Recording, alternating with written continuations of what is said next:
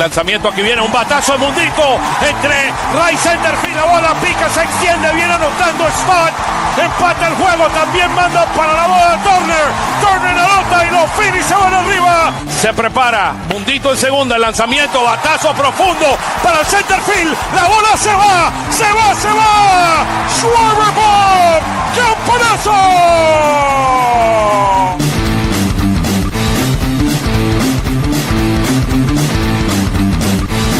Aquí viene el lanzamiento, swing y lo ponchó. Ponche de Alvarado, amigos.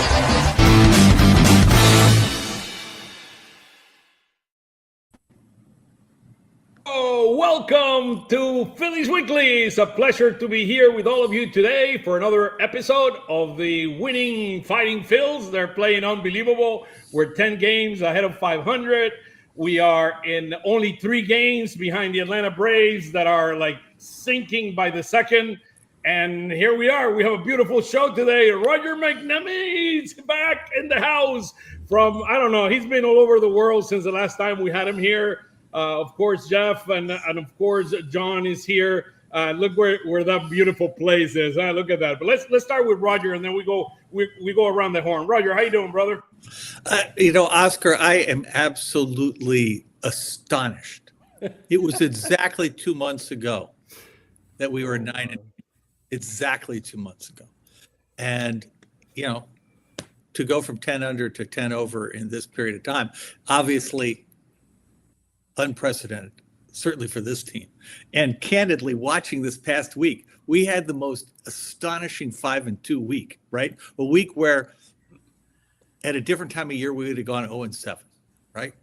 We could easily have lost all 7 of those games. And we won 5 of them. And we won at least 3 of them in the most insane ways possible.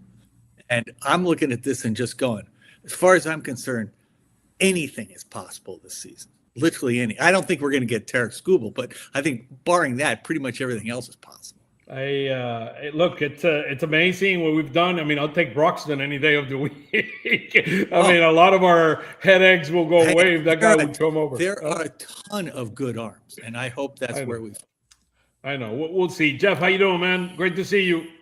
It feels like it's the OG Phillies Weekly crew from when we started this doing the Twitter Spaces. We're just missing Tyler. Tyler is the missing link here, and then of course Tim Kelly, which has been always part of the family since day one. So I mean that's kind of the sixth gang that initiated Phillies Weekly. It started as something very small and has continued to build over the years. And this is This is our 4th season, believe it or not. I mean, our 5th season. I don't even know. I lost count already, Jeff. Well, and it's obviously it's the biggest baseball podcast in the world now. Everybody knows that. Absolutely. Yeah, thank you. Yeah. Look at that. Well, you're watching for New Zealand, and is it really our 4th season? I thought it was our 3rd. That might be our 3rd. I don't know. I know we went live like this 2 years. I mean, last year. Last year we've done it like that, and we've done a couple of years on In and Out. I mean, did it every Sunday night, and look. It's Phillies Weekly, so what it is, John Foley from Foley, the Philly Star. There you go. How you doing, brother? I'm right here on South Street. I'm doing great. Happy to be here. Happy that the Phillies are rolling. Close one today, but they pulled it out. We have some bullpen concerns. There's a lot of concerns, but as long as they keep winning, I'm with Roger. Anything's possible. It feels like they have a little magic this year. I can't believe this team. I really can't believe this team is 20 games over 500 since April 28th. It's absolutely insane. I would have told you if someone would have told me they'd be 10 over 500 right now. I would say get out of here. I'm like I'm an optimistic guy, and I would have laughed. Second best record in July in baseball, 17-8, and believe it or not, the Marlins are number 1. I mean, the Marlins are. That is a young team that is up and coming. I love their pitching. I mean, their ERA is best in baseball in July. And the Phillies beat them 2-3. That's what's impressive about the whole thing. But they didn't have their best pitchers against us, which was great. Alcantara didn't pitch. Eero Perez didn't pitch. Alcantara pitched in that. Alcantara pitched. Alcantara Mayer was the one that didn't pitch. I mean, the kid hasn't lost. I mean, that kid is one heck of an arm. I mean, a first-round pick from them. They brought him 2 years ago. He had Tommy Young, came back, and now he's like unbeatable. So I think he's 9-0, and he has not been beaten in like 17 straight starts, which is an amazing feat. But hey, we still have them behind. We're looking behind them. They're behind us. So Yeah. Well, and they obviously didn't put him up against us because they wanted to protect his pristine record. yeah, absolutely. There you go. Let's start with this. How many weeks so far, John? How many weeks do we have? I mean, the Philly store shop. Foley's the Philly store shop. How many weeks? Wow, I think we've got 5-6 weeks in the books now, and so far so good. It's been a lot of fun. A lot of friends from Twitter, X, whatever you want to call it, have made it out. It's really been a great time down here at the shop. Hang on, you were bragging about Derek Hill came by. that was a joke, but I will say that probably around the All-Star break, we're going to have our first signing with a member of the Philadelphia Phillies here at the shop on South Street. This is breaking news. I haven't told anyone yet. I'm telling you guys first. I was going to say, is this a good tease for the visit around the All-Star break? Yeah, I think if people are in town for the All-Star break, you might want to fit Phillies in your schedule. We've got somebody coming by, and should be a lot of fun. Well, you have repeat customers here. I mean, at least Roger and I were repeated customers. I mean, we bought more than one, so it's the real deal. That's right. And John, I will tell you, I think your fulfillment for mail order people, because I've been doing it from the road, has been absolutely fantastic. And I really tip my hat to you. That is, I do it for my band. It's really hard to do fulfillment of merchandise, in small order. And you guys do a great, great job. Yeah. We try to get things out as fast as possible. If you're not able to make it here in person, check out Foley'sOnSouth.com. Browse. We have pretty much everything. I would say 90% of what's in the store is also online. Check it out, and free shipping over $75. John, you guys have a partnership with Hunt Auctions, right? Yeah, exactly. Hunt Auctions, very trusted name in the sports memorabilia business. They've been in business over 30 years. They sell memorabilia, signed memorabilia, right at Citizens Bank Park on the first baseline. And we have a bigger selection than that here on South Street. A lot of you will ask the question, why am I not wearing my typical Phillies cap? I'm wearing the Venezuelan cap. I was born in Venezuela. We've gone over the last 4 days to something really, really tragic. 2 major catastrophic earthquakes, one behind the other within 39 seconds of each other. They hit near Caracas in the coastal part. Venezuela is a beautiful country. I was born there. I was almost born in the U.S., believe it or not. I was almost born in Miami. But my mom and my dad decided that they wanted me to go down to South America and be born down in Venezuela. I thought you were born on a boat, or like you were on your way there. Rod Carew was born on a train. I mean, just I was not on a boat. I mean, my family on my mom's side, they're originally from Cuba. So they immigrated to the U.S. in the 60s or in the 50s, in the late 50s. And my dad had a job down in South America, in Venezuela, and then they moved down there. And then they didn't let the Cuban government wouldn't allow my mom to leave the country. So they finally were able to leave because my uncle was studying at Georgia Tech in Atlanta. And then they moved to the Miami. They were able to get to Miami and then move to Atlanta. But my parents said, no, you're gonna be born in Venezuela. And I was born in Venezuela. Look, I'm a proud Venezuelan American. I've been a U.S. citizen for the last 30 years. I've lived in Philly for the last 25. But I have Venezuela in my heart. I mean, and when something like this happened, it's tragic. There's close to 70,000 people missing right now. There is over 300, close to 380 buildings that have collapsed, completely collapsed. I mean, I have a friend of mine have lost 30 people. They're confirmed dead. Got a classmate of mine from a high school down in Venezuela, Santiago León de Caracas, in Caracas. I was born in Caracas. You see the city there in the middle. There is a lot of buildings in the Caracas area. I mean, it's not like a lot of the U.S. where you have so many houses and all that. Everything is building. And over 383 buildings have collapsed, completely collapsed. I mean, the people are buried there. We've gotten, and the government, it's a very complicated situation that I'm not going to go and explain too hard here, but the government is very incapable. So there is people from the U.S., from Spain, people from Mexico, people from Italy, people from France. They have gone to Venezuela, SWAT teams of people trying to help get the people out of the rubble. And it is a very, very complicated situation. Just pray for them. I've been doing this for the last few days. I've been helping here an organization, a couple organizations that have a lot of Venezuelan people have been supporting this, and I'm doing my part just so you get an idea of how beautiful this place is.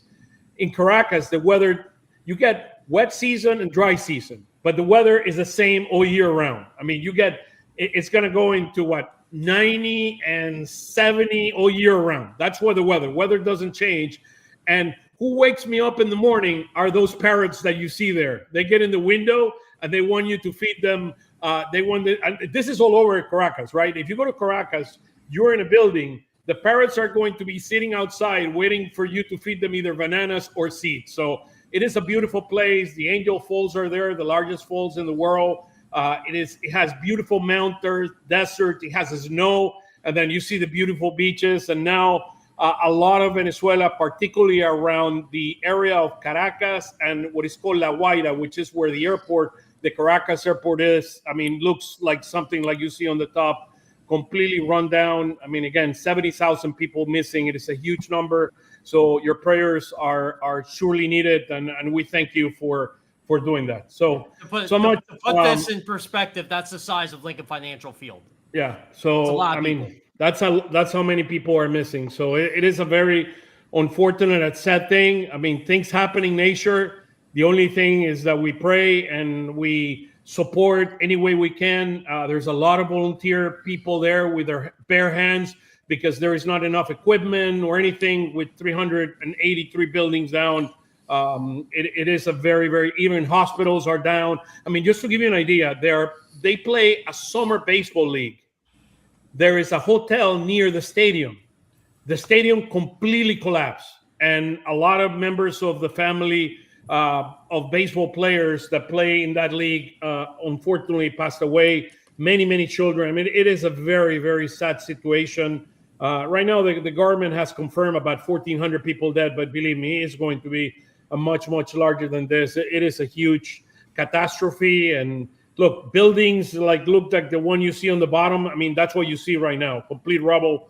I mean, it was massive. It was 7.2, the other 7.5 in areas that are not accustomed to this. It is very, very sad. But well, let's move on. Let's continue with our Fighting Phils. A great week, we might say. We win 3 out of 4 against the Nationals. We win 2 out of 3 against the Mets, the almighty Mets. We finally go to Citi Field and we win 2 out of 3.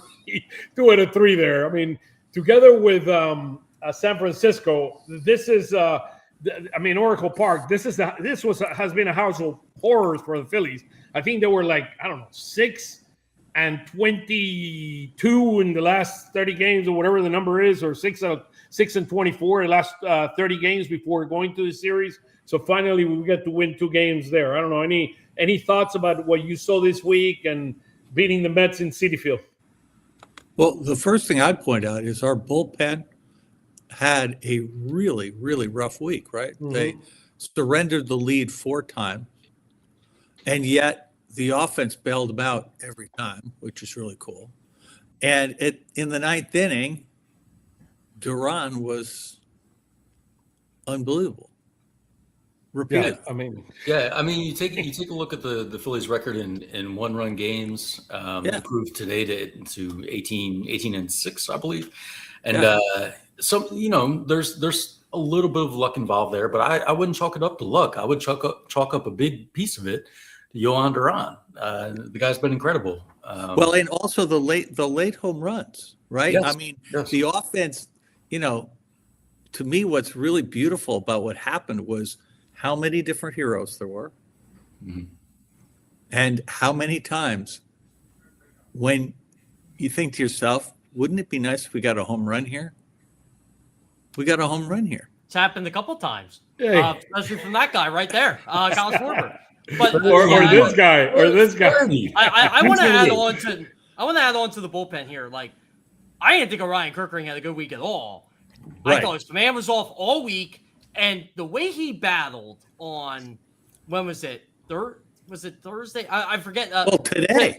He got the 3 I didn't even get strikeouts. to today. But the last time he pitched, Right, too, the 3 strikeouts. The 3 strikeouts with man on second base. Yeah, exactly. And today, like, he had nothing. Like, it was. Look, you thought for sure he was going to give up at least one run, or walk a run in. The fact that they chased at, he basically threw 9 straight balls, and they chased at 2 of them. I mean, credit to him. Like, he was fired up after that. You just don't get away with what he got away with today. Yeah. No, it was amazing. And, hopefully we don't want to see this from Orion Kirkering the rest of the year, right? We want him to get back to what we know he can do.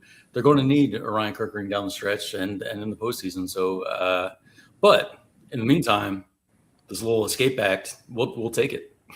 Yeah, I mean, look, to me, Orion is in the process of, just like a lot of players, it takes time to get to situations and begin to establish himself. And he's going through that, which is great. I mean, I love today. I mean, he allowed by the way, awful at bat by Mauricio. I mean, that was an awful at bat. Horrible. That was insane. That was horrible. I mean, Why swing? Yeah, I mean, and look, I'll take it. I mean, I'll take it any day of the week. I mean, with 1 strike, with 1 ball, the guy swings after giving so many base on balls. I mean, you got to take it. And then he struck out the next guy, which is what he needs to do. Look, he's learning. To me, he's learning. He's progressing. I love what I've seen out of him. I mean, he's been one of the best pitchers out of that bullpen, and we're going to need him down the road to be able to be successful. Well, one of the things I've learned from Orion over the years is, and he's really getting to this mode now, it's just F-it mode. Like, I don't care. I'm getting this guy out. I don't care what I got or what I don't got. And he did that on Thursday night. It was just, hey, look, I don't care the situation. I'm going to strike these guys out. I thought his fastball has been very lively. His sweeper probably isn't where he wants it to be right now. But, I mean, look, he's pitching the 8th inning, and he's proving all these narratives wrong right now. Oh, he can't pitch the 8th. Why? Because he gave up a 3-run home run the other night? Well, guess what? I always say character is tested the most when you're up against it, and the last 2 outings, his character's really been tested. Yeah, it's a learning. I mean, it's a learning process. I mean, that is the reality of things. It is a learning process, and we have to go through it. I mean, a couple of questions here before we go in and talk a little bit more specifics about the week. Can the Phillies overtake the Braves in the first place by the All-Star break? I don't think it'll be. Maybe. You never know. I mean, they don't play each other. That's the tricky part of it. If they play each other and you beat them, then you take a full game. I'll take this right now. 3 games back, 4 back in the loss column. If they just hold ground right now, I think that's good. Yeah, it's incredible. And, maybe it's for the best they're not playing each other the way things turned out between the Phillies and Braves earlier in the season. Let them do their thing, keep losing, let the Phillies, stay on this roll. And anything could happen. It might not be by the All-Star break, but I think there's going to be a battle all season long now, which was, inconceivable. You just can't say it enough. There was everyone you talk to had written off the division to the Braves, and here they are. Here's another one. Walking a tightrope can be dangerous. Dave needs to get to work to fix the team to help the lineup. Look, and the back end of the bullpen minus. What do you want them to do? Like, again, I get tired of this a lot. Look, we all know they need to improve stuff, but look, their bullpen's 14th in baseball in ERA. Can we not act like they suck? Well, I don't think you have to act like they suck, but I do think the frustration with Dave Dombrowski is reasonable. I mean, he also traded for Johan Duran. So it's not like thank God. I mean, thank God. I mean, we don't have that issue in the back end. I mean, on the 9th inning. I mean, the question is, I do believe. I mean, look what Sugar did today. I mean, and I know he's going to allow runs. I know. Look, it's not. Nothing is perfect. The question to me, more than anything, that we need to try to respond to, as people that love baseball, people that have been in baseball for many, many years, is what does Dave needs to do to get this team over the hump and be able to be a left-handed reliever in the worst way? That's what was that? They need a left-handed reliever in the worst way. Yeah, I think that's the point. I mean, that is the point that is trying to bring it up here. I do believe. I mean, I have stats. We'll wait till I show some of the stats. There is an issue with us hitting lefties. I mean, a massive issue. Even in July, there is a big issue with this team. We're in July. Excuse me, in June. I'm sorry. Even in June. I mean, I'm already thinking October, Jeff. I'm already thinking October. I don't think October until October hits.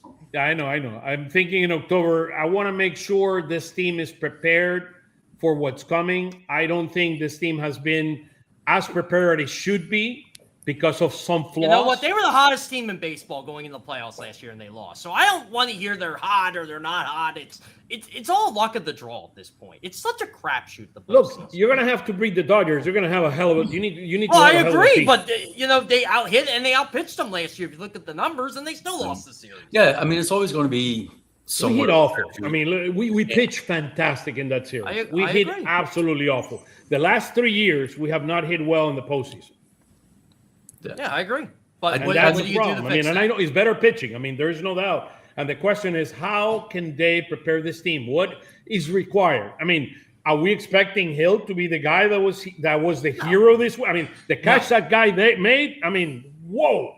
I mean, the home run the guy hit. I mean, incredible. I mean, the guy is like a magic one, and he had a miracle week. But Derek Hill fixed the problem. Go ahead, John. Go ahead.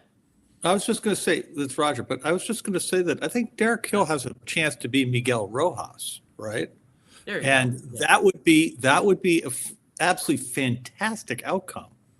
I mean, if he plays great defense, which so far he's playing, and from time to time he gets a key hit, that's a beautiful thing. Yeah, Derek Hill to me fixed the problem. Go ahead, John. Yeah, I don't know if he fixed the problem, but I will say he's a very talented guy. You love his energy. You know, it feels in some ways a lot like Bader last season, where it's just somebody that comes in and injects some energy, some late inning heroics. You can't say enough about that catch. We could dedicate a whole show. The catch and the home run. I mean, the catch and the home run. I mean, we are the only team in baseball that have hit 3 go-ahead home runs in the 9th inning to win games. Nobody else have ever done in the history of baseball. What I meant by Derek Hill he fixed a problem. They now have depth on their bench because of Derek Hill. Unfortunately, Adolis Garcia got hurt. Yeah. I mean, look, I'm going to be fairly honest. I mean, I want to see Derek Hill over a longer period of time to be able to evaluate him. Miguel Rojas is a very savvy player. Can he be Miguel Rojas?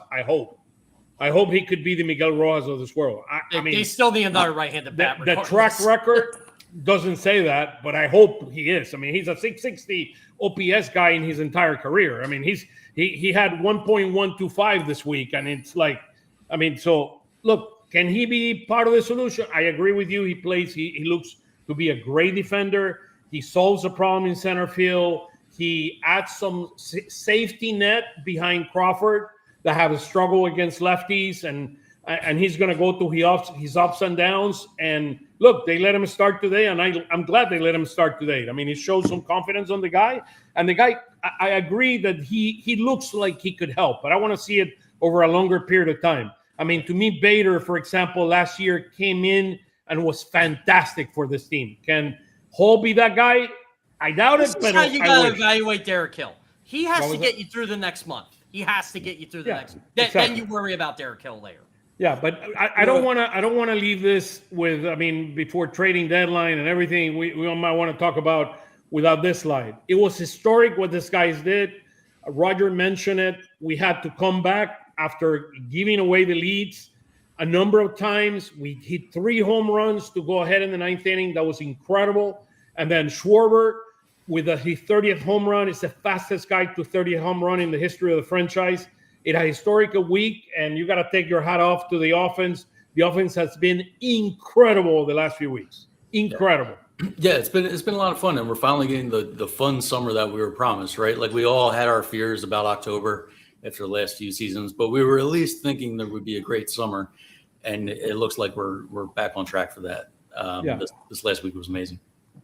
So here, let's look at. So here's where the team is as of right now, and I'll go into some of the comments in a minute. The team is 43-37, 10 games above 500 for the first time this year. 23-19 at home, 24-18 away. Mattingly 38-18, an amazing job, plus 20. I mean, that is incredible what the guy have done. And then look at the month of June, not July, Jeff, not July, June. They're 17-8 in the month of June. Last year, they were 14-13. They're going to have a better record than last year. And remember, Bryce Harper missed June last year. So yes, that was a good June for them. So 18-10 and 17-8 over the last 2 months. This team has completely turned it around. I mean, they look like they are the real team. They're 12-10 in the last 30 games, 12-8 in the last 20, 7-3 in the last 10. We're now 15-11 against the National League East, 4-3 in extra innings. And the most impressive thing, we're the best team in all of baseball and by a lot with one-run games. And that's huge. I mean, that is bread and butter in baseball. That's what happens when you have Johan Duran in the ninth inning. Yeah, that's when you have Johan Duran. Go ahead. But also all the home run hitters. I mean, correct. The reality of this thing is that the one-run games, we've been ahead. I mean, the key thing in one-run games is you got to actually be ahead. Yep. And what's astonishing is the percentage of these games. I mean, one of those games is the one where Duran gave up the home run. That's one of the 6. I don't remember what the other 5 were. Toronto, the Toronto game. Okay, but you know what I'm saying? It's like yeah. But you're right. Like, and that was a 0-0 game. You can pretty much remember the games where we lost by a run. 2 of them we blew it at the very end, right? And the other 4, I don't remember what happened. But it's like, whereas the 18, you can also remember pretty much all of them because that's how good Duran has been, and how many just insanely timely 7th, 8th, and 9th inning home runs we've had. I think the other big thing out of this slide is we finally are above the last 2 games. We're finally above the run differential in the positive. I mean, it's been the entire year we've been below, and the last 2 games we were able to get it above. We got it above the hump. So I just hope this tells you how much of a BS stat run differential is to me because they're 10 over 500 and they have a +2 run differential. Well, in fact, Jeff, I want to second that because a lot of these things are based on arithmetic as opposed to how baseball really works. Mm-hmm. And, because like the other thing is, if you look in the MLB thing, it says our expected win-loss is that we're a 500 team, right? And, obviously the one-run games that's the difference. That's the difference, right? Yeah.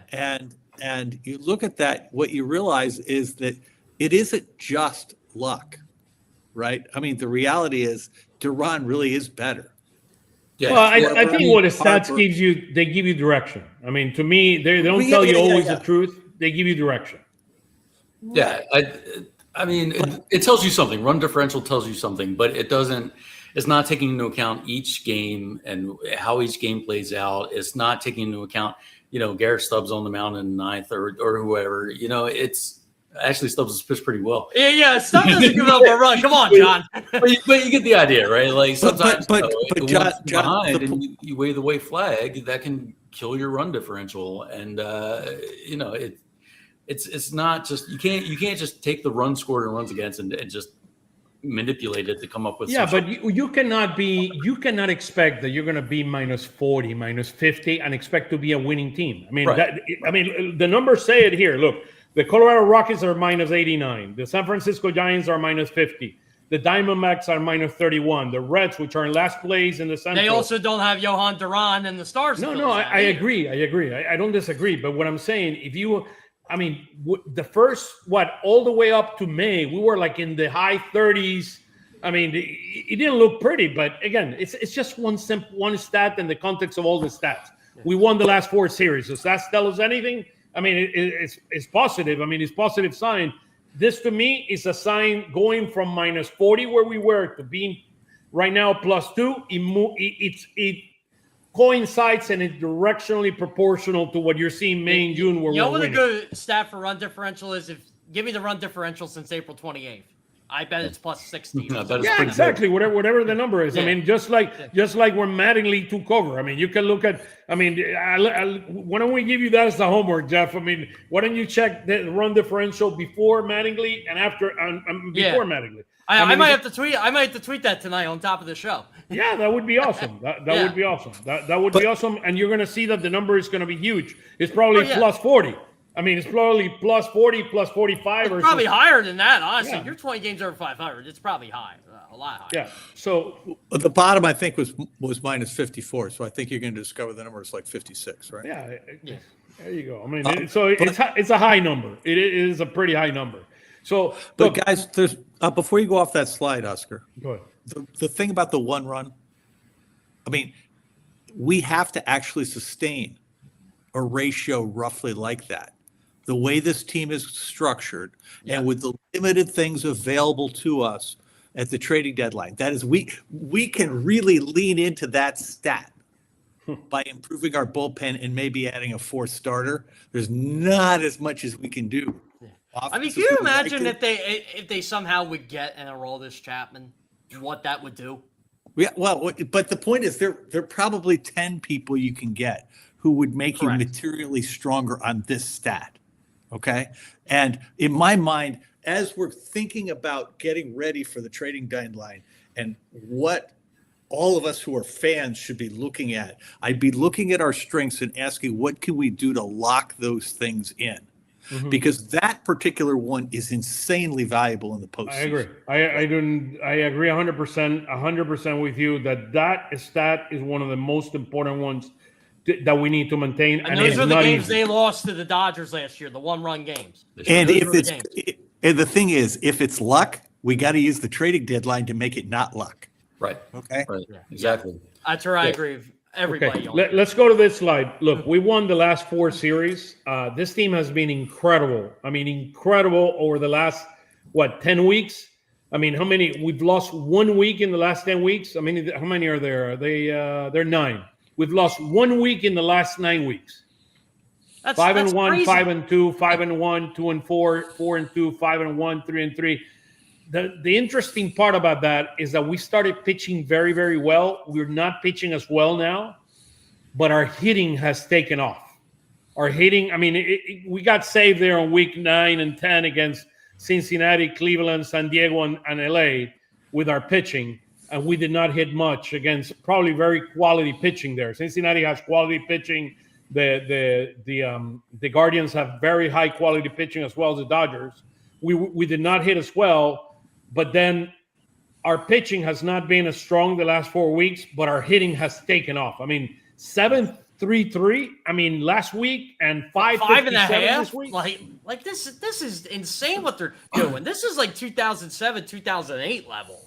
It's incredible, insane. And I love the slide because it really just captures it all. You can see that brutal start. Yeah, the roller coaster of the season. I mean, it's a year. I mean, in week 5, we were dying. I mean, we were absolutely dying and said, "This team, this is over." I mean, a lost season. The window has closed. I mean, someone would have told me they'd be 500 on June 28th. I would have said, "Give me it, I'll take Absolutely, it." Absolutely, yes. Now it's like you thought like they're okay. Maybe they'll grind their way back to 500 slowly over time. No, they just and what changed? Okay, Wheeler is one of the big things that change. Yeah, Wheeler replacing Walker.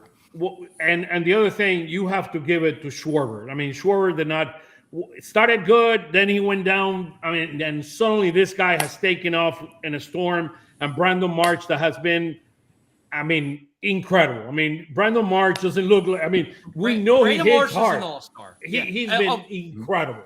Let's give it to Bryce Harper. He has been consistent all season long. He has. He's proving Dabrowski that he's elite. Well, I mean, he's having an elite season.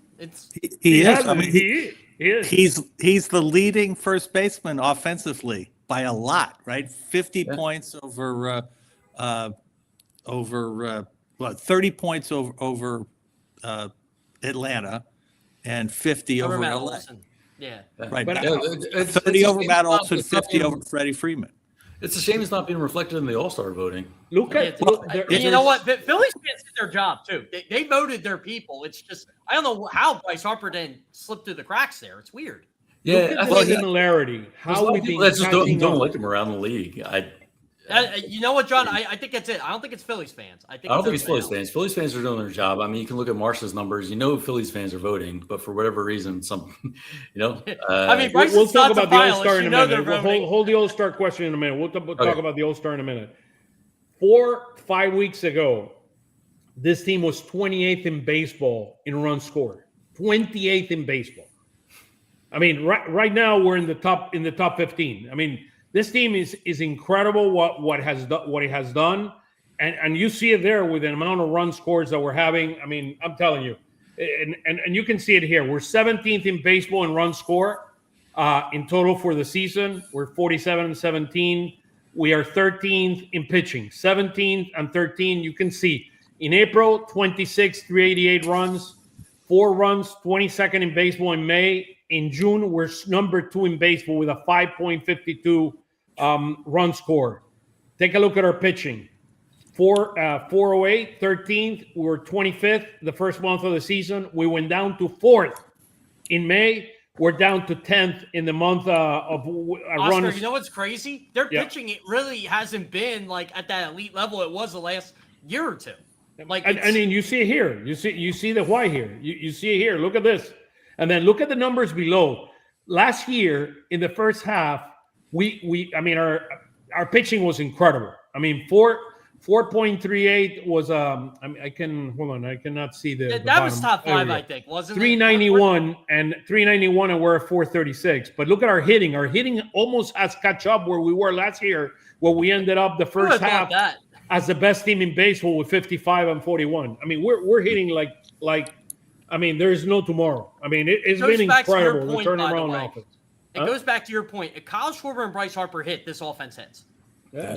Well, so Jeff, can I push back just a slight bit here? Because I think what's really made this last 2 weeks has been the fact that Harper and Schwarber hit. The pitching wasn't that good. And we got offense from Marsh. We got from other people. Yes. From other people. And I mean, we even got some key RBIs from JT, right? We got a whole bunch of hits from Trey.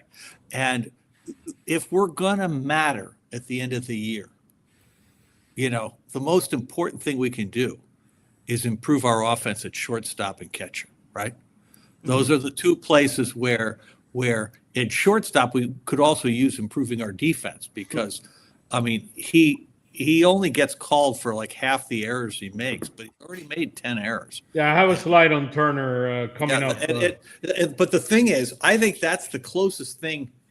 I mean, that's the easiest way to a way better outcome in the second half of the year. This is where I'm with you, Roger. Like, they can add what they need to add, right? And we all know what they need, but at the end of the day, it's like you said. We need another cheer. We need John to organize a cheer at Foley's on South. Ovation for Turner. Whatever you need Trey Turner to hit. We'll do the ovation again. I think we need Turner. You need to get Turner into a store and just brainwash the guy, man. Just make sure he hits the right that's his best, and we just don't know it. I'll talk to him. I mean, Trey Turner is just. Yeah, like you guys are dead on. Like Trey Turner is your opportunity to basically acquire a superstar at the trade deadline. If he turns it around, we've seen it. We've seen the lows and we've seen the highs. If you get back to those highs, you're turning a negative on your team into a superstar, and he can do that, and that would be absolutely the biggest acquisition they can make. Well, I think that would be humongous, and I think if we could get JT to 230, right? And, and to be able to make contact with a runner at third base and nobody out, right? I mean, he's had a couple of super timely hits, and I think he's actually called some great games so far this season. The hit JT had on Tuesday night. It's huge. Yeah. I mean, that's it right there, Roger. That's it. But I give that hit on James Wood. When he hit that foul ball to right field, he needs to move. I mean, look. Yeah, I agree. A guy that understands baseball needs to move. I mean, if the guy hits it to right field, said he cannot catch up to the fastball, and then goes out and hits exactly, in right field. If the guy would have moved, he would have made an easier catch.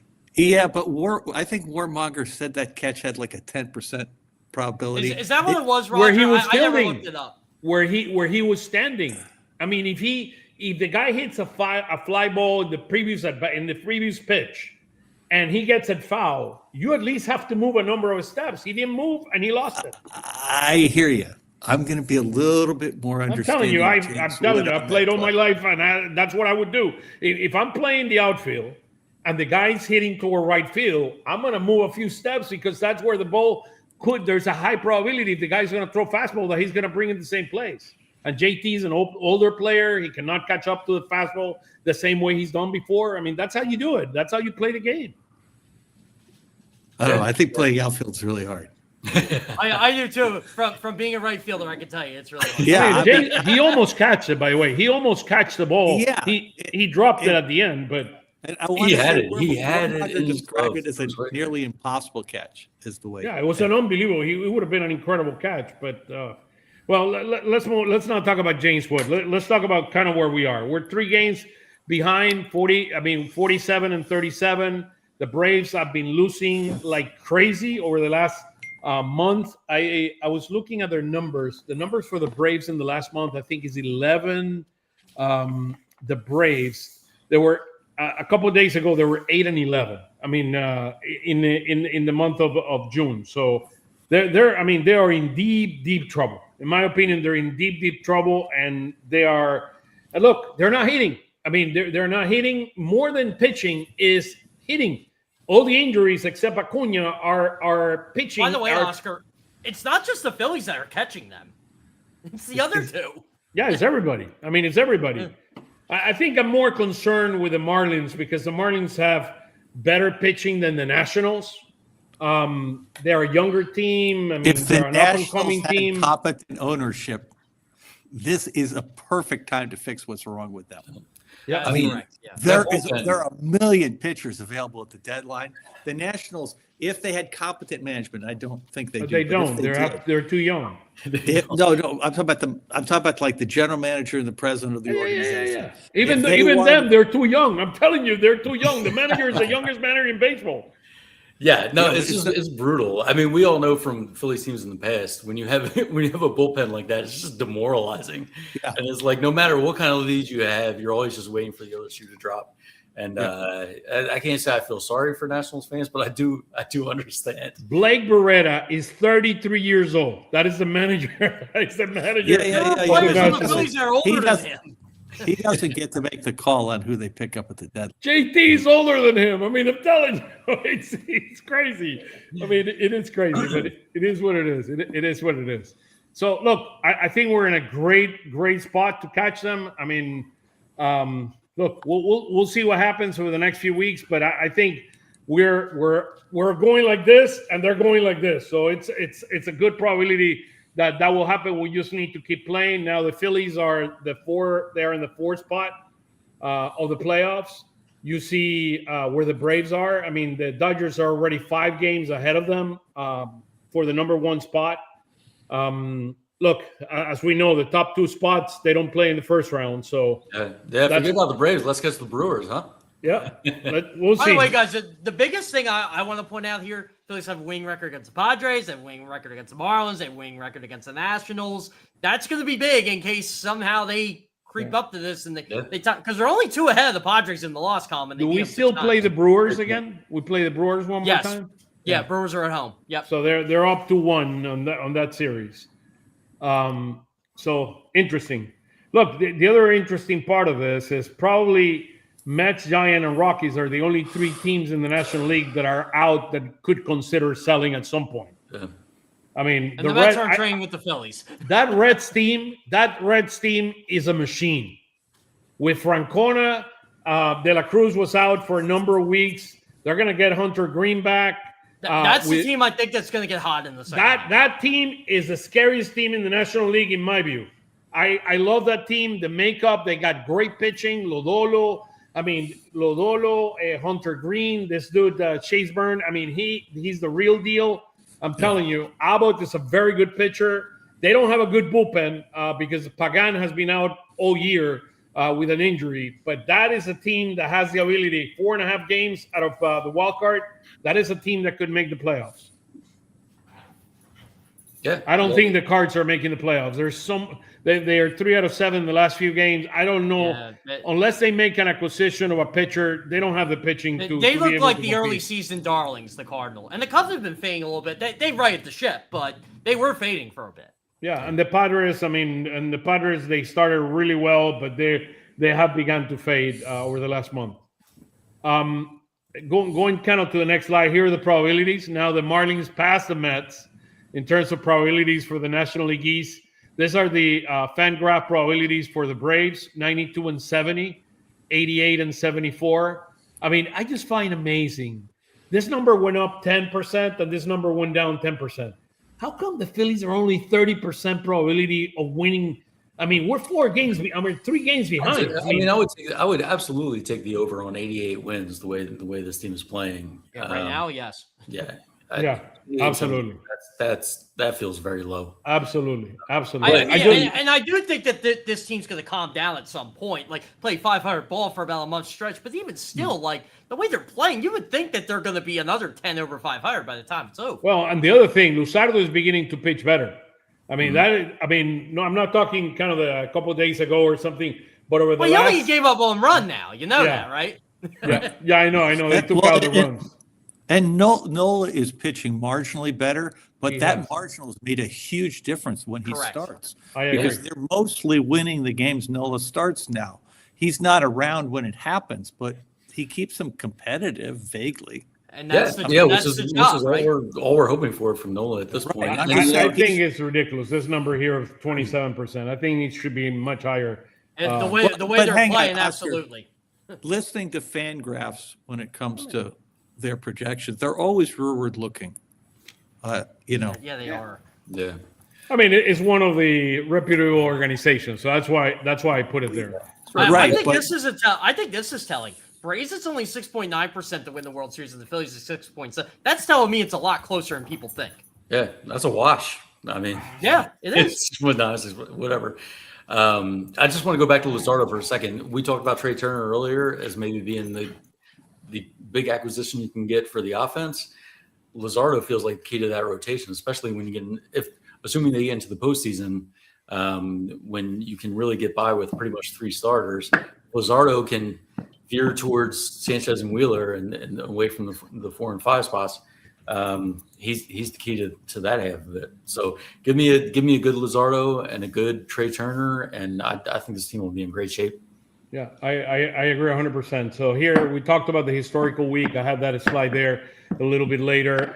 Interesting part, they let Mendoza out of the Mets. I was a little bit shocked by not shocked, but I mean, look, the big issue there is David Stern. I mean, David Stern has done an awful job. Him and the owner have done an awful job letting Pete Alonso, one of the best power hitters in baseball, and letting Edwin Diaz, one of the best relievers in baseball, go. I mean, it's stupid. It's stupid. And you know one guy that could make a huge difference on that team? Jose Iglesias.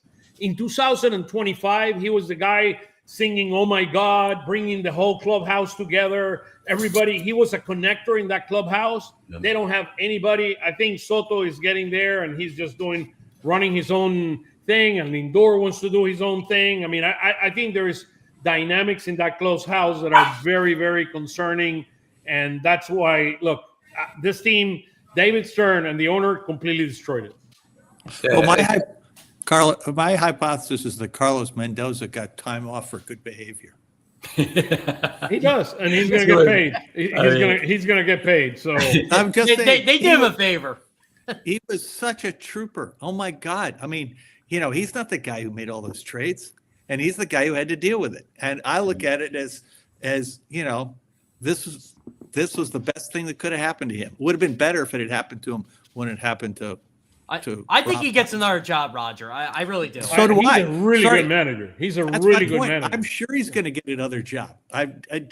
All I'm saying is, thank God he doesn't have to run out the string on the season, because, now everybody's going to see that it's not going to get better with him. It just felt like the Mets, like this whole off season, it was weird. It was like square peg in the round hole, like moving Bo Bichette and moving Juan Soto. And it's like, you let Pete Alonso go. You got rid of all the coaches. I'm like, I just didn't think it was going to work. I didn't think they'd be this bad, but I didn't think it was going to work. And the reason I put it here is because they might be a competition for Alex Cora at the end of next year. And here, I mean, I want to, first of all, going back here, here's what Alex Cora managed the Red Sox for 7 years, took them to the playoffs 3 times, won the World Series in 2018 with Dave Dombrowski, and they have a very, very good relationship. Topper was let go. He had the best record, the best winning percentage in the history of the Phillies, took us to the playoff 4 straight years. And then Mendoza had the team for 3 years, had a winning record, and took them to the playoff, to the NLCS in 2024 and lost to the Dodgers. So, look, the reality is that there could be a competition for Alex Cora if the Phillies decide that Mattingly decides that he wants to retire. I mean, they might as well. We might have an interesting competition here because Alex Cora is a really, really good manager. That's interesting. I think Dave Dombrowski would get him. I mean, he was surprisingly candid. Dombrowski was when firing Rob Thompson. He talked about how he contacted Alex Cora before he even let Rob Thompson know he was fired, and started talking about the job, and then decided, even with Cora out, that he would fire Thompson anyway. I mean, that's really telling in terms of the relationship that these two guys have. And, a lot of things always come down to money, of course. Sure. But, it's not like the Phillies can't spend for a manager. So I think if they want him, that's what's crazy to me about this whole thing is, right, I feel like Don Mattingly is taking over the town like Rob Thompson took over the town a couple years ago. And we know how Philly fans feel about coaches. I know coaching is just one part of the equation here, but can you imagine if Don Mattingly takes his team to the World Series and they get rid of him for Alex Cora? No, I mean, it wouldn't happen. If they go to the World Series, anything could happen. Anything could happen. I mean, Mattingly said he only wanted to manage 1 year, or he accepted this position until the end of the year. It'll be very interesting what's going to happen here. Look, I'll tell you what, I think Don really likes managing a team that's had a lot of talent. And you got to remember something, like the 2013 Dodgers sucked in the beginning of the year too, and he turned them around. They won the division. Yeah. What's your take on this, Roger? So I think that Mattingly said what he said so as not to, he said what he said when he got hired as bench coach so as not to interfere with Rob. Yes. He said what he said when he got the job so as not to appear that he had lied at the beginning of the season. I think that Mattingly is, unless we completely screw up, I think Mattingly's back next year. I think he's going to definitely tell Dave he wants to do it again. Okay, so bye-bye. I mean, that's unless we crash and burn. If we crash and burn, totally different animal. I mean, but the dude has the highest winning percentage right through whatever number of games that any Philly manager ever had. I mean, it's got to be a whole. Yeah, he's got to be up there in managers overall. But I just keep going back to how much Dave Dombrowski just loves Alex Cora, and fine, but what's he going to do if Don says I want to keep the job? It's tough, but that's where the fans are going to revolt against Dombrowski even more than how they revolt against him now. Let me ask you a question. What has changed on this team since last year that gives you the belief that this team can go and win a World Series? I think it's the magic. I think that was missing the past couple of years, really since that 2022 run. All the talent in the world with some of these guys, but it just didn't feel like they were ever since that run. It just didn't feel like they had that spark, that they had that something that gets you through October. And some of these wins, these comeback wins, the amazing ninth inning stuff. This is what you think about when you think about a championship team, and I think that's the difference. May I add 2 words? Brandon Marsh. Yeah. I just think that Marsh changed levels this season, and he changed levels into something that we had completely lacked since Stott got rid of daycare, which was the observable fun on the field by somebody who actually knew what he was doing. I mean, you listen to Hill describe the way that Marsh guided him to the wall. that he never had to look at the wall. He could run at it full blast because he already knew exactly how far he was away from it because Marsh was telling him. How about that ball? How about that ball that Hill lost in the lights and Marsh? Exactly. Oh yeah, he just ran 130 feet to get it. Like, it comes unbelievable. That's good stuff. I'm just saying, his bat has been unbelievable, right? Mm-hmm. By the way, I agree with Iraq Philly. I agree with World him Series. We're definitely mad he's going to. If they win the World Series, who cares? We're just celebrating. I think Marsh is celebrating for 5 years.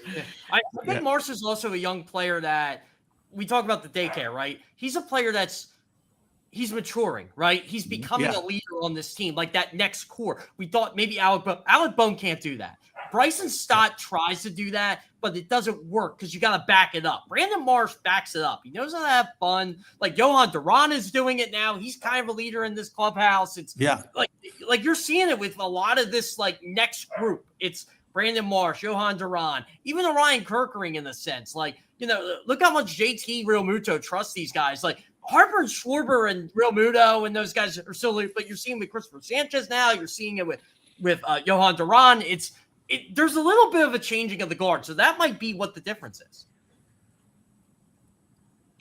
I don't know, guys. I mean, look, I know we're on a hot streak right now, just like we were in a dry spell in the beginning of the year. I have my concerns that this team is too streaky. I have my concerns. Sorry. But that's baseball, right? No, I got it. But for example, I mean, I'll give you a perfect.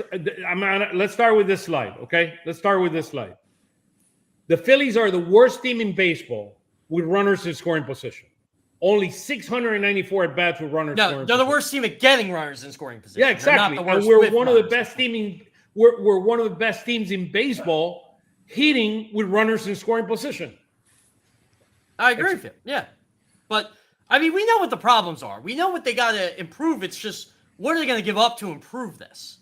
That's what I'm concerned. Well, and Jeff, honestly, I'm not sure that we have what it would take to actually, improve it. I would agree with you. Yeah. In any way that wasn't just dumb luck. I mean, because if Buxton's not available and if the Angels are not sellers, right, then the supply is teeny. But to me, Byron Buxton is the guy that all the women want to date on Tinder or Bumble, whatever these dating apps are these days. And he's just like, no, I'm not available. I just do not want to date. I'm good with what I got. But even if he wants, let's say he wants to date. Okay, let's say he wants to date. There are going to be 28 teams. Everybody's going to be lining up. Yeah, lining up behind Broxton. I mean, he's the best outfielder in baseball now. I mean, it's and the point is there are a lot of teams who need him who have way more to trade than we do. Yeah, right. Byron Buxton's second in baseball in home runs, by the way. Byron Buxton's second in baseball in home runs. Our year to get Broxton was last year. It was not this year. There's a lot of teams that have more to trade to acquire him, but are those teams in the same position as the Phillies, where they're just so frustrated with these postseason failures that they'd be willing to let go of who they need to acquire? Just look carefully at these numbers. I mean, because these numbers are telling us something. I mean, to me, this team is not as good as it was a few years back. I think we had better options before when we had Segura as a guy that makes contact. I mean, sure. I would agree with you. Yeah. I mean, look at this. The 23 team was clearly better than this team. Yeah. I mean, if we'd had Duran in 23, of course, it would have. That's the thing. They had to rely on a kid who literally was in single A ball to pitch crucial innings in the bullpen in the postseason. Like, I mean, look at the left-handed pitching when we face left-handed pitching. Schwarber 994, Stott 758, Sosa 724. Everyone else, including Harper, stinks. Yeah, and Sosa's improved on that number over the last couple weeks. He has over the year. And then Stott has come down because of reality. I mean, he's getting more bats. I mean, look, we know this team needs a right-handed bat. Everybody knows that. They need a left-handed arm in the bullpen. They probably need a 4th or 5th starter. It's just, what are you going to have to give up to do that? Are you going to give up Gage Wood? Are you going to give up Dante Nori, Rylan Heredia? This is what Matthew Fisher, Ramon Marquez. This is what are you going to gut it for this year? That's the question. Well, and Jeff, isn't the other question that are you only going to be looking for outfielders? Because if you're really playing for this year, you have to look at shortstop and second base because there are a lot more hitters available. Roger, you brought up a good point in our group chat the other day. Like, we know Brian Rincon is a major league glove, and they're not going to do it. But do you bring a guy like that? Just say, hey. Look, you had a guy. His name is Luis Rengifo. He used. I mean, this kid is a really good player. Milwaukee let him go because he has extra quality players. Luis Rengifo would have been a great asset. He's a complement to somebody like Sosa. Sosa, now that he's playing the outfield a little bit more, and he's a quality right-handed bat. I mean, but they let him go. They had too many utility guys, and they let him go. The guy was a really good bat. I would have loved to have Rengifo here, and he's clutch. I mean, I saw some hits. I track him because he's Venezuelan, and I have tracked his career. It was also clutch. It was also clutch. The guy they just brought in, Tommy Pham. I don't think he's gonna do anything, but he is clutch. Over the last 3 years, I put you the numbers there: 680 OPS.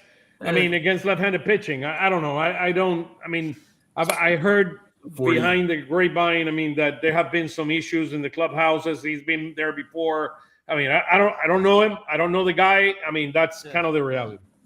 Yeah. I mean, I hate to sound like a broken record, but looking at the slide, it always comes back to Trey Turner. Like, look at those numbers. Yeah, it does. Imagine that 563 is a big bright green 800 and something. And wow, it's awful. I mean, it's awful. I mean, your midseason acquisitions are Trey Turner, Alec Boehm, and JT Realmuto. If they JT just give us something. And Boehm is back to reality, by the way. Yeah. Let's see here. I'm one of those guys. I just believe it's on the players, right? It's on the current players that you have. You can play fancy baseball all you want, and I do think they need to add certain. But look, you need Brad Keller to be Brad Keller. You need Trey Turner to be Trey Turner. This is why you pay these guys. Right. I agree with and it's not too much to ask for half a season. It really is. No, it's not. Right? I mean, and the thing is, these are professionals. Mattingly's a great manager. They're surrounded by people with great attitude right now, because I think Harper's attitude is in a much better place than it was the last couple of years. And I think that Marsh has something to do with that, right? That he's taken some pressure off of Harper in some really interesting ways. Yeah. And when he bats behind Harper obviously likes having Marsh bat behind him. Yeah, he needs Bryce Harper needs protection. He's always asked for protection. That's why he's wanted Pete Alonso in Philadelphia. Like, he wanted something, and he's getting it. Like, Don Mattingly's biggest move was saying, "Hey, look, Brandon Marsh is going to play every day. I don't care. I don't care if he can't hit lefties. He's going to play every day." And he's now he's hitting lefties, right? He's not hitting for power against lefties, but he's hitting against them. Yeah. Look where Boehm is ending June, so he's back to reality. Yeah, that's what he is, right? That's what he is. Bryson Stott, though, he's been hitting well since May 1st. Let me go one slide here, which is the All-Star slide. I think we're getting the short end of the stick. To me, Freddie Freeman and Matt Olson. Matt Olson has been. Matt Olson and Harper are the best first basemen in the National League this year. Freddie Freeman is not. It's not even close. I mean, I can look at the numbers, but it's not even close. I checked that. To me, the guy that deserves to be a second baseman, Stott doesn't deserve to be in the All-Star game, is Brandon Lowe from the Pittsburgh Pirates. He is the best second baseman in the National League this year. But that's fan voting, Yeah, it is what it is. I'm with you. I agree. I agree. I always say it's for the fans, and the fans complain, but C.J. Abrams, best shortstop. C.J. Abrams, best shortstop in the National League this year. Max Muncy, best third baseman. Don't have a problem with that. Drake Bowen has been really, really good. The other guy should have been the catcher for the Marlins. That has done a tremendous job. And you know what, Oscar? And Goodman. Hunter Goodman. He's fourth in baseball in home runs with 25 home runs. Well, Hunter Goodman will get picked. He'll be picked as a reserve. Yeah, Hunter Goodwin deserves it. Pajes, I don't have a problem. He has a great season. Brandon March deserves to be there. And then Juan Soto probably from that list are the three guys that should be voted in. I keep telling this, Phillies fans, you got to vote Brandon March in because I have a feeling he could be snubbed. You got to I vote hope him in. not. I hope not. He deserves it. He's had a hell of a season. Corbin Carroll has also had a really good season. James Wood deserves to be an all-star. And you remember, you got to James pick Wood. one from each team. So that's the trick here. So when you say this guy doesn't deserve, it's like you just mentioned names, Oscar. Hunter Goodman should be there. James Wood should be there. Like, Otto Lopez had a great season Otto with the Lopez, Marlins. yeah. A lot of these guys, like, you got to pick one. And Yeah. the Phillies should get a lot of all-star representatives because they're look. There's two guys I really want to see in this game: Brandon Marsh and Zach Wheeler, because I think they've been incredible this year. I'll put you one on Zach Wheeler. I want Zach Wheeler starting. Yes. Oh, that'd be awesome. That'd be awesome if he could do that. Starting the All-Star game in Philadelphia. That's. I mean, with I all have due a feeling respect to it's Mr. gonna be Roski, I do think it's respect gonna that be he Jake. deserves it. The guy is a very young guy. I don't know if his arm is going to hold up. I mean, I want him pitching 200 innings at 105 miles an hour. I mean, 100 I am at going to 200 say innings. this.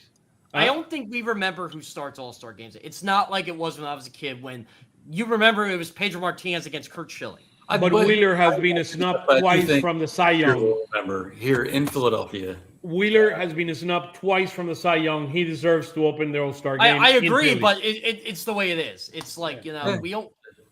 It's for the love of the game, guys. But for the how love do of you the take game. Mizorowski out of being the starter right now? Yeah. How do you do that? No, you don't. I mean, the numbers underneath are June 438 to 552. We saw that from 17th to 2nd. 24th in batting average. We're 8th in the month of June. In the month of June, we're 14th in on base percentage and 9th in OPS in the month of June.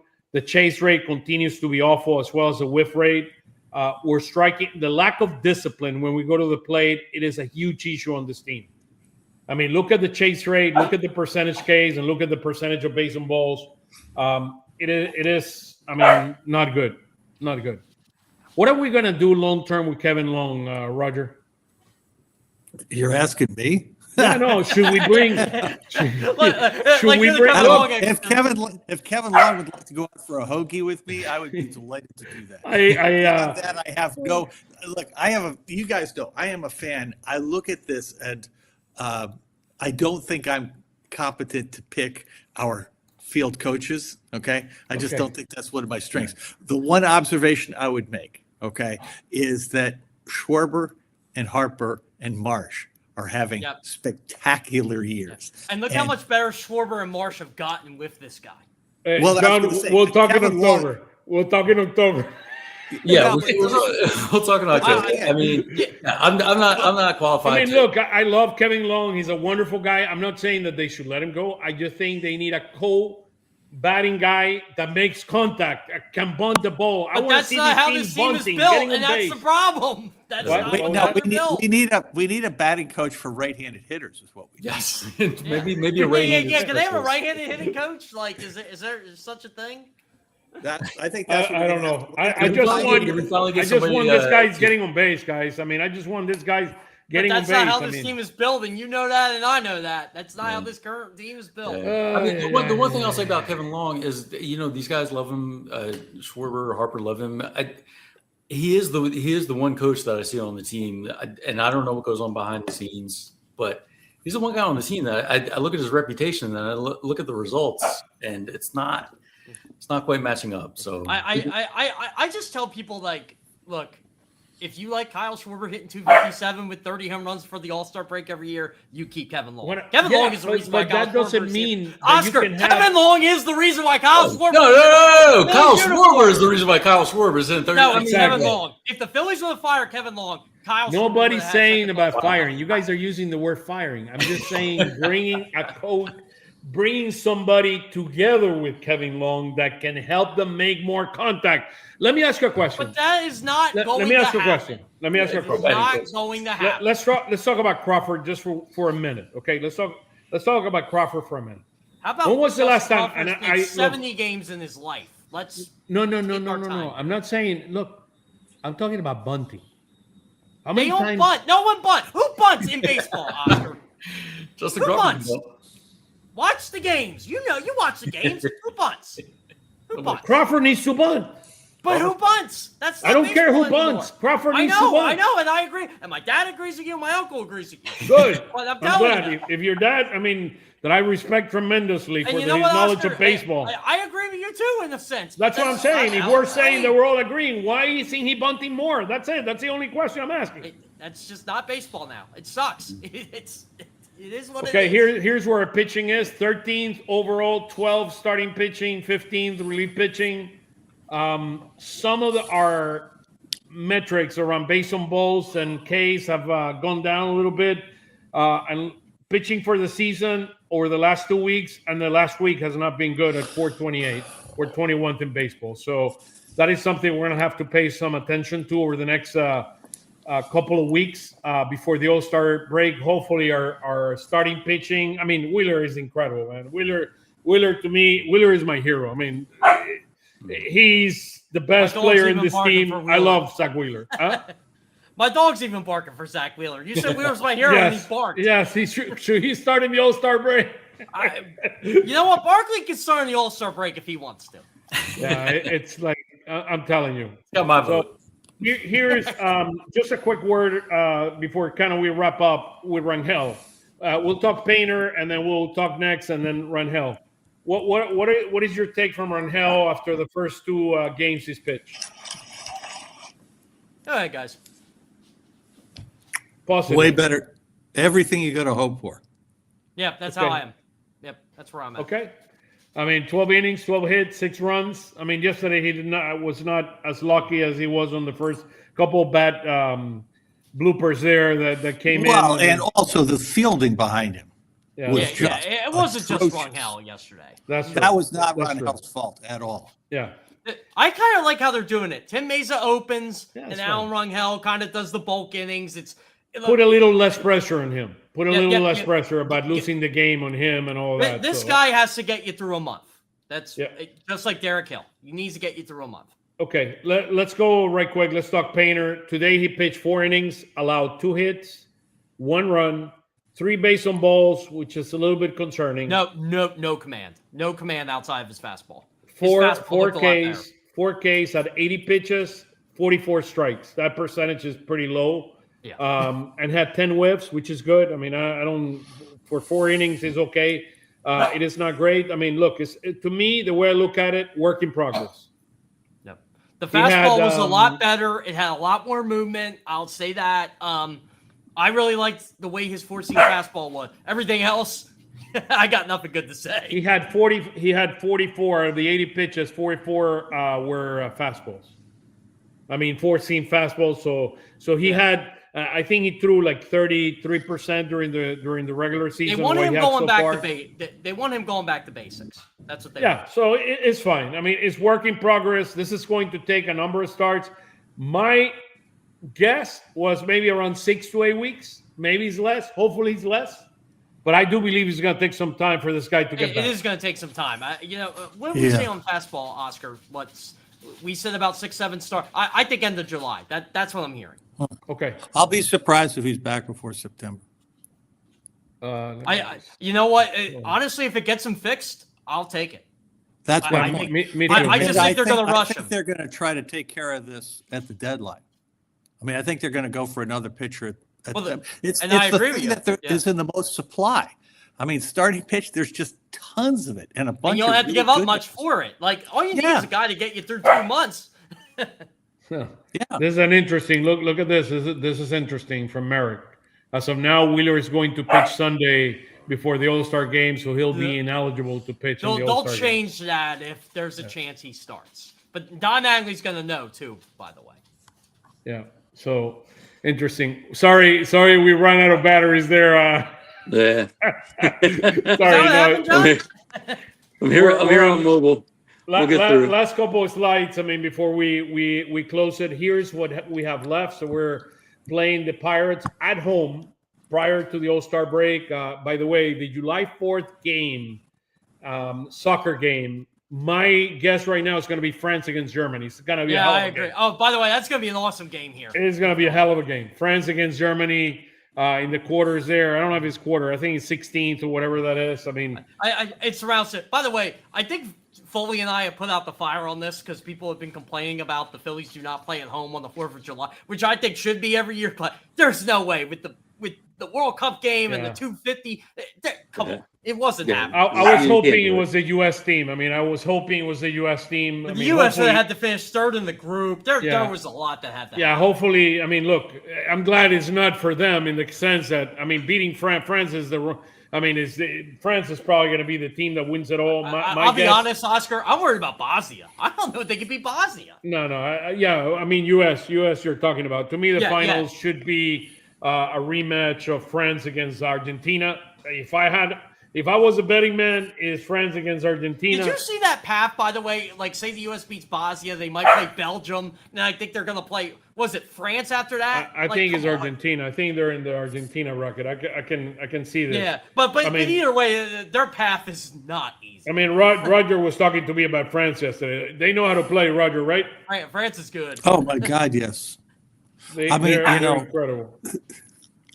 Yeah, I went to the game Friday night up here, and it's the World Cup is a really amazing experience, and I went to one in a whole bunch of games in '94, and then I went to one Friday night. And you're going to have 94.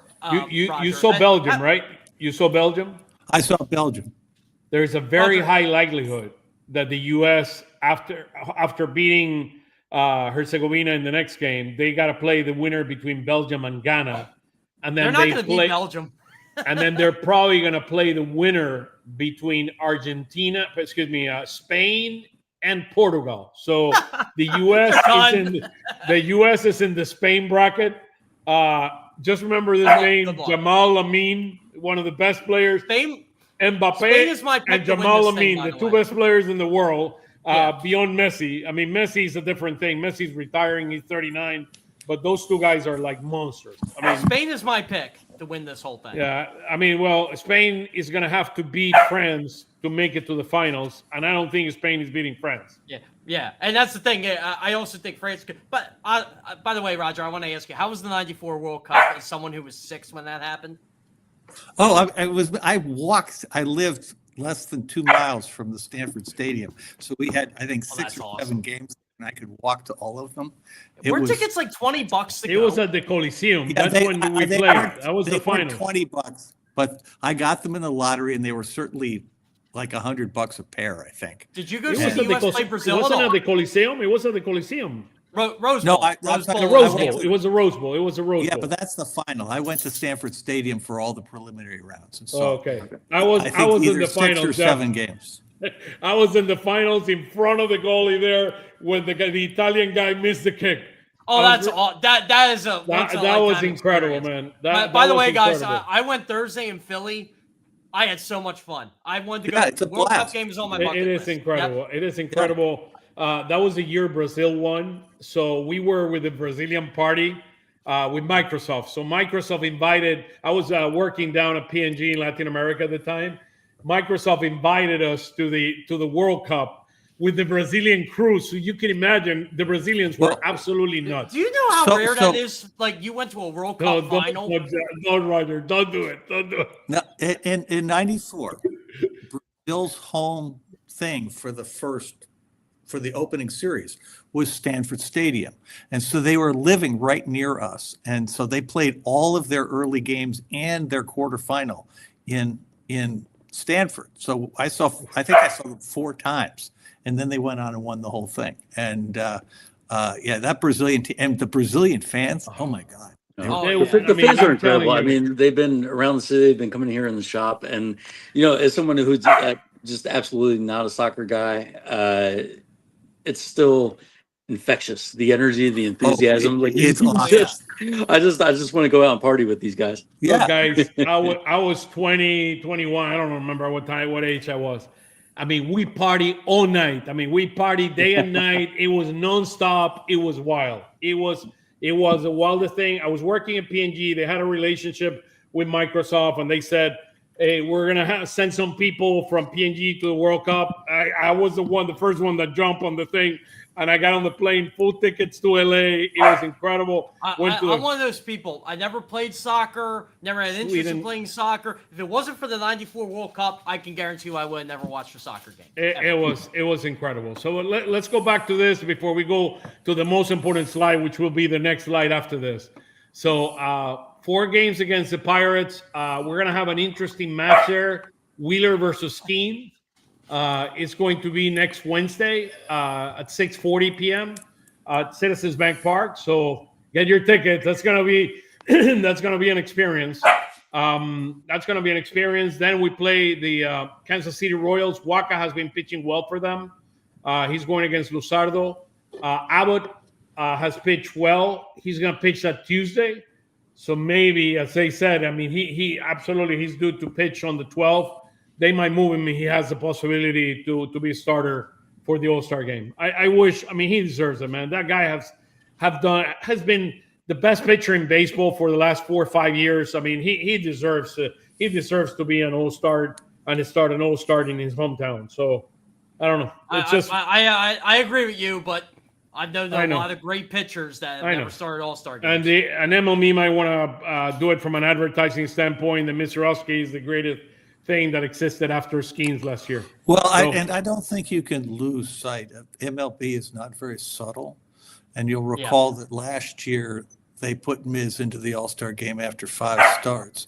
And now all of a sudden he's miraculously throwing 105, having never thrown past 103 before. Yeah, you know what? I agree with you there. I don't think he threw 105. I think he threw high, but I don't think it was that. Well, I mean, he's throwing the ball harder than anybody else. That part's really clear. But I think MLB has its finger on the scale with him, much as they have had for Shohei, because MLB believes the game is built around individual stars. It's not built around teams, which shows how little they understand. Now, Roger, just give us the 2-minute, your 2-minute knowledge on your perspective. You've been a great negotiator, a businessman for many, many years. I would love your take on how ownership has gone out there, they throw a top and a bottom, and then they throw the hammer. I mean, the second and the third waves of the thing has been hammers that I was shocked to see how they went out. The labor negotiation. Absolutely. The labor, but no, it's not the labor. They've thrown three fastball, one after the other.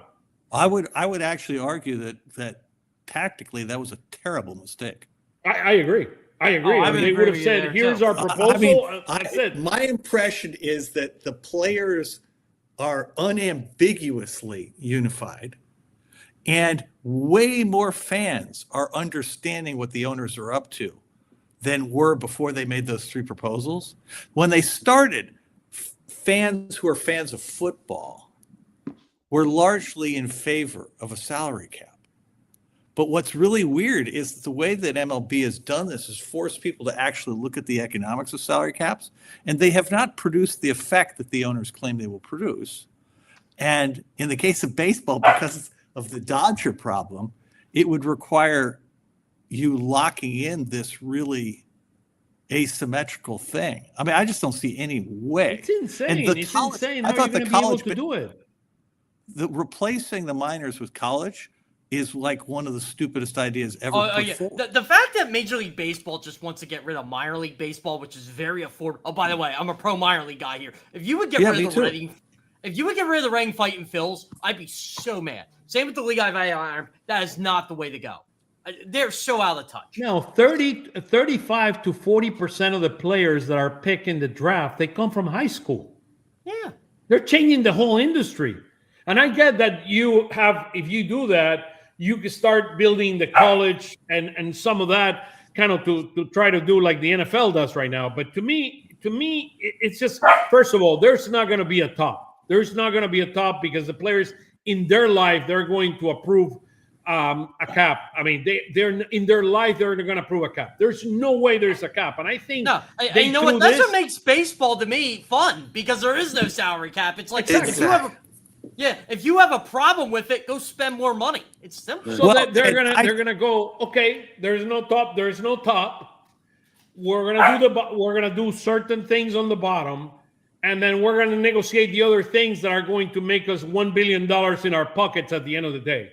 I think they threw everything on everything in the sink to see whatever they can get out of it. Yeah, but all they're going to get is losing a season. That is the point. Which is not good for any of That's the us. sad truth. That is a sad Well, truth. as always, it's the fans who lose out. Yeah. Yeah. And I'm telling you, that's how football was already growing in the 80s and 90s, as you guys know. But baseball losing the World Series in 94 took it all away. It really did. Baseball was number one, and all of a sudden it wasn't. And it really hasn't come back. I'm going to throw a guaranteed on this program, and I want you to remember this. Francisco Renteria is going to be a superstar for the Philadelphia Phillies, and you're going to go to Foley's, the Philly store shop. We You're have gonna get a lot of baseball. equipment. We have baseball in 2031, and Rob Manfred doesn't shut everybody out. Get ready for Francisco Renteria. He's going to be a superstar. You getting ready? Oh, heck yeah! No, I'm preparing now. We're clearing out a space. We're setting up a table. I met his parents at the World Baseball Classic, and they're wonderful people. They're going to come to Philly, and I will take them to the shop with Francisco Renteria. Bryce Harper and Kyle Schwarber will be going for their 600 home runs when Francisco Renteria makes his debut. Well, what's time to be live? 2031. He'll be making his debut before that. He'll be 21 in 2031. So I think he's actually going to come up. I actually think he will make his debut before 2031. John, if his parents do come, you got to get me something, okay? I don't give a shit. Oh, absolutely. Absolutely. I'll have something for all you guys. John, this is your opportunity to tell us what we can get in your store, what we can get online. Tell us the whole spiel. Hey, if you're looking for memorabilia, if you're looking for independent apparel designed by so many of our talented artists and designers here in Philadelphia, this is the place to come get it. Foley's on South. Like I said, if you can't come here in person, I hope you can come here in person. I'd love to meet everybody. I've had a blast meeting all my friends online in real life, but if you can't make it, if you're too far away, check out the website, and we can get you a little piece of Philadelphia shipped out for you. I've been 3 or 4 times at the store, and the people that come in saying, "So you are John Foley, the great John Foley." Everybody, he looks the same as he does on Twitter. He's not a faker by any means. He's the real deal. He's the real deal. Hey, look, it's real. It's authentic. It's just it's Philadelphia. It's real. It's passionate. It's authentic. That's what we're trying to capture here at the John, store. I love that logo. I love your logo for that. Look at the shirt, man. That shirt is incredible. I bought a sign that says Broad Street. I'm ready finally for Broad Street. Let's see if we can make it happen. Let's make it happen. Manifest it's incredible. What did you get, Roger? What did you get from? I've gotten so many different things. I got on day one, I bought Bedlam at the Bank, which was a game that I think all of us were at. And so that was the giant photograph of Harper. I bought a plush Philly Fanatic. I bought a couple of Fanatic T-shirts. I think you got Fanatic T-shirt on the way right now. I got the Christopher Sanchez bobblehead. Bobblehead. I got the same bobblehead. Oscar has one sitting right here behind the counter. He's sitting back here. I haven't been in Philly, so I haven't been able to pick it up.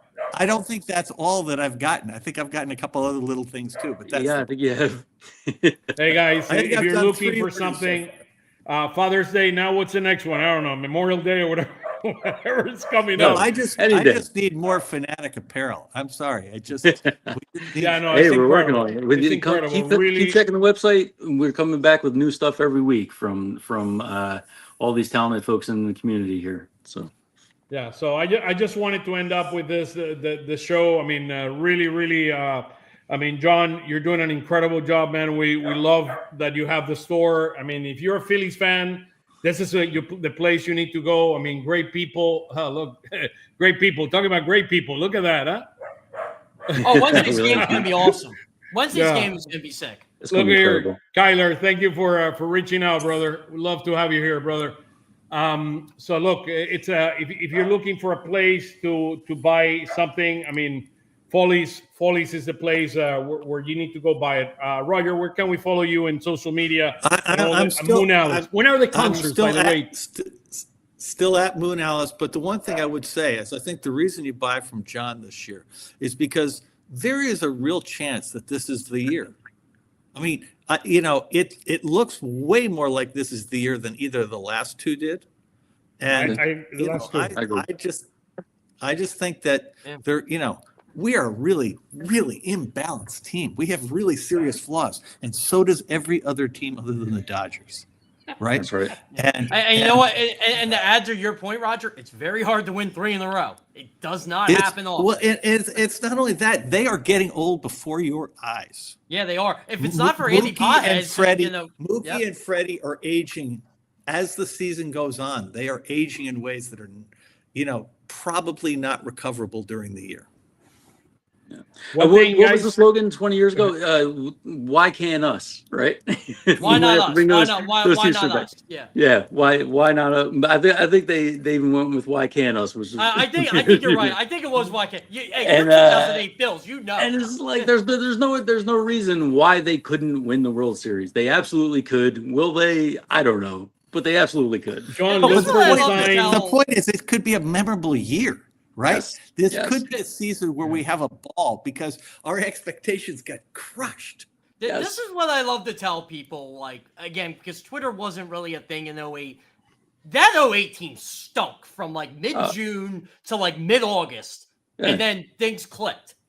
The 22 team, it was like that. It's like nobody expected in their lifetime, that we were going to make it to the World Series. It's like... They played 640 baseball after Bob Thompson took over, and they won 8 straight right after. And look, this week they had games that reminded you of 22. Yeah.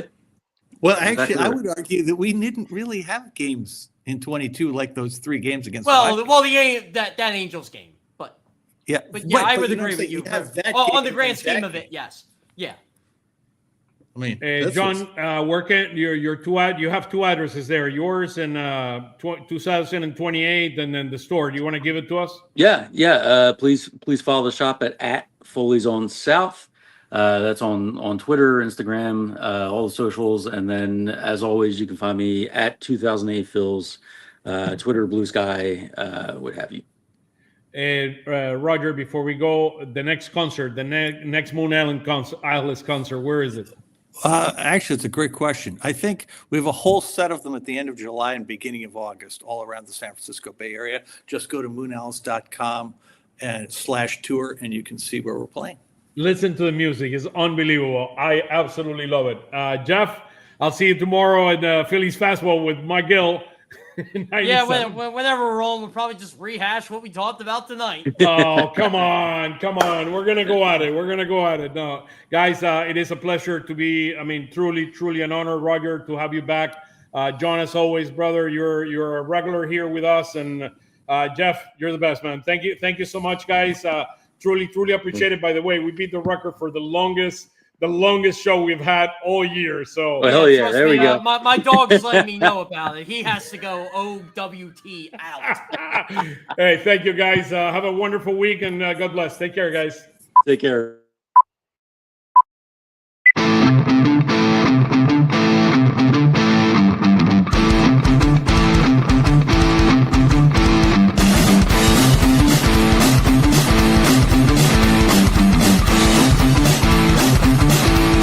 Lanzamiento, aquí viene un batazo de Mundito entre right center field, la bola pica, se extiende, viene anotando Stott, empata el juego, también manda para la bola Turner anota y los Phillies se van arriba. Se prepara Mundito en segunda, el lanzamiento, batazo profundo para el center field, la bola se va, Schwarber Bob, ¡campanazo!